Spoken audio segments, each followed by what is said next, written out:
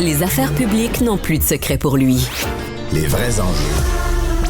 Les vraies questions. Les vraies questions. Eh bien, la joute parlementaire, c'est reparti à Québec avec cette nouvelle orientation là, de recentrage du message de discipline au sein des troupes du côté des élus de la CAQ. Nos amis analystes sautent tout de suite dans la mêlée. Paul, Mario, Emmanuel. Bonsoir à vous trois. Eux qui sont très disciplinés, devons-nous le dire. Dossier qui a enflammé la Chambre tout de suite aujourd'hui, c'est celui des mœurs politiques, du financement qui revient à l'ordre du jour. Alors, on écoute d'abord l'échange électrique entre Vincent Marissal et le ministre Jeanlin Barrette. Les ministres de tout temps ont été, et de toute formation politique connue, ont été dans des cocktails de financement. Est-ce que les Québécois ont raison de s'inquiéter de voir la CAQ monnayer l'accès à ses ministres?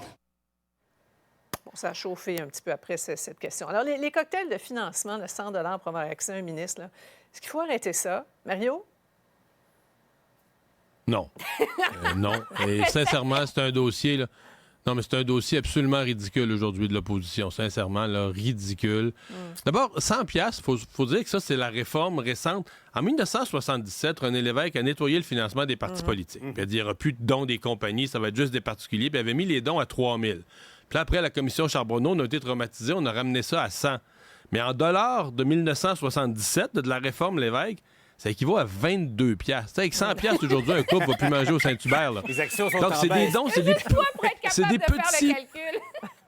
Non, c'est des petits dons qui sont faits. Sincèrement, 100 $, c'est des petits dons qui sont faits. Évidemment qu'on ne doit pas monnayer l'accès à un ministre, là. Mais est-ce ce qui est fait, est-ce que vraiment on a monnayé? Ils ont lu même des textos où on dit, ben là, si tu viens à mon souper, le ministre va être là, tu vas pouvoir y parler. C'est parfait, ça, parler au ministre, c'est ça qu'on... c'est ça qu'on veut, que les gens, les ministres parlent au monde. On a vu, Mario, la présidente du parti, de Brigitte Legault, qui s'est défendue par écrit, là, qui trouve que c'est mensonger, complètement démagogique. Oui, mais il y a une zone qui est très délicate, là, parce qu'aujourd'hui, c'était le député de René Lévesque, Yves Montigny, là, avec un entrepreneur de son comté, puis c'est le ministre de l'Agriculture qui passait dans le coin. Mais là où c'est, à mon avis, plus délicat, c'est que quand les élus municipaux se sentent obligés de payer le 100 $ pour avoir accès à un ministre, je ne sais pas, la commissaire à l'éthique se penche là-dessus, mais si ils doivent payer 100 $ puis fournir à la CAQ pour accéder à un ministre, c'est pas normal. Pourquoi les ministres ne prennent pas la discipline, parlant du mot, de simplement, avant de participer à ces cocktails, de rencontrer dans une salle à part les élus municipaux et qui représentent les mêmes citoyens, en quelque part. Je pense que c'est juste ça. Mais tout ça pour 100 $. T'as pas tort. T'en parlais, Paul, d'Emmanuel Marissal, donc, qui a obtenu un échange qu'il estime, lui, compromettant entre un entrepreneur de la Côte-Nord, un député qui accuse de René Lévesque, Yves Montigny.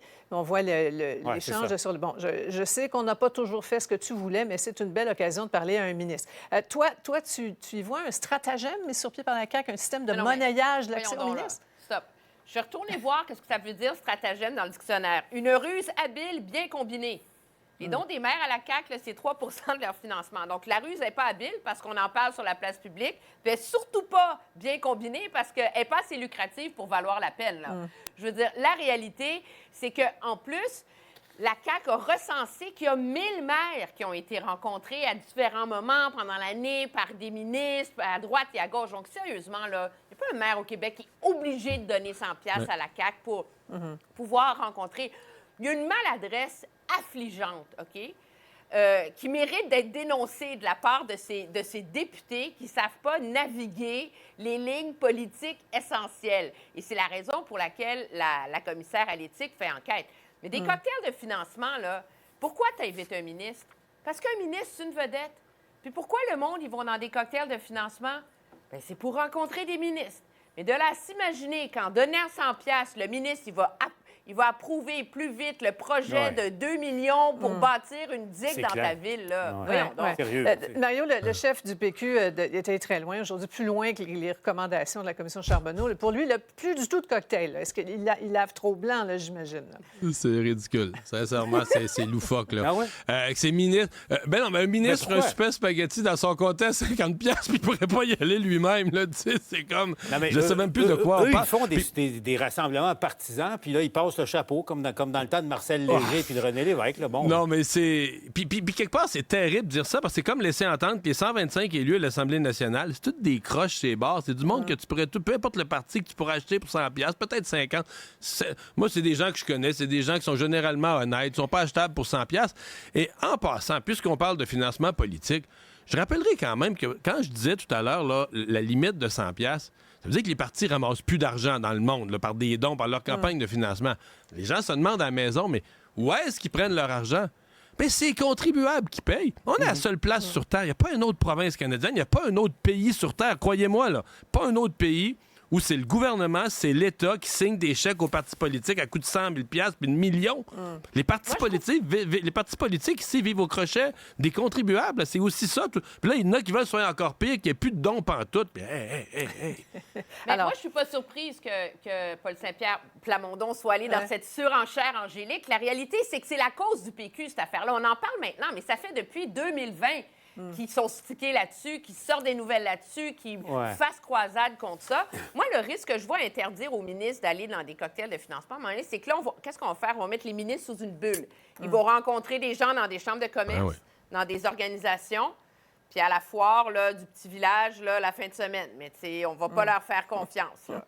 Bien, alors, c'est un sujet clairement qui vous allume, mais je dois éteindre le feu parce que je veux vous entendre sur l'autre dossier majeur, les RPA. On a vu les chiffres, on a connu une série de fermetures, là, 500 dans les 5 dernières années de RPA. Bon, Québec qui met sur la table une bonne somme, 200 millions et tout et tout. Vous y voyez comme un bandage ou une mesure là, qui va vraiment éviter d'autres fermetures, Paul? Bien, d'abord, c'est une mesure qui est très attendue et je le dis, Sophie, comme je le pense, parce que probablement que les gens à l'écoute, il n'y a pas grand monde qui n'a pas un membre de sa famille, soit ses parents ou peu importe, qui est aux prises avec un grave problème en ce moment. Les personnes âgées au soir de leur vie qui doivent payer des frais incroyable pour une résidence en RPA et dès que leur santé décline un peu, ça devient un casse-tête terrible. C'est un grave problème de société au Québec et c'est un premier pas. Ça ne réglera pas tout, mais ça va soulager bien des gens qui nous écoutent. Voilà. On poursuit la discussion dans un petit moment.